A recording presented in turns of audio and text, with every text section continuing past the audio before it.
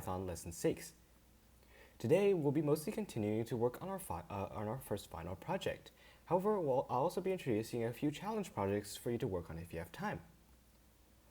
The first challenge problem is as follows. First, create a function that takes in two lists of equal lengths and a name. The first list will be a list of foods, and the second list will be a list of names. The function will also the index of a person in the second list is equal to the index of that person's favorite food in the first list.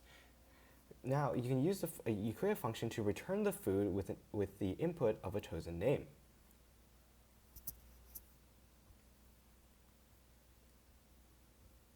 The solution to this project is as follows.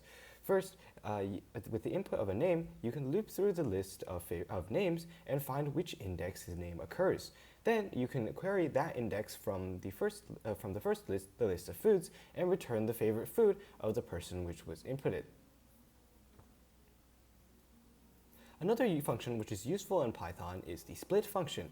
This splits a string into its component words. For example, the string welcome to jungle, once split, will become the list of strings welcome, to, and jungle with no spaces in between.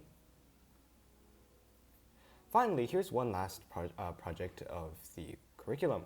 In this project, you'll be making a typing accuracy game. The objective is to ask a user to type a sentence that is given to them and then tell the user if they type the given sentence correctly.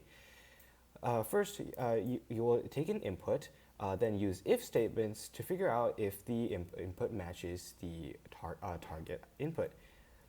Then make it so that after 5 sentences, the computer stops giving sentences and ends the typing accuracy test. If you're done early with the above, make it so that the computer chooses a random sentence from a list of possible sentences for the user to type. Another challenge is to put all of this inside of a function so that you can call it in other parts of your code.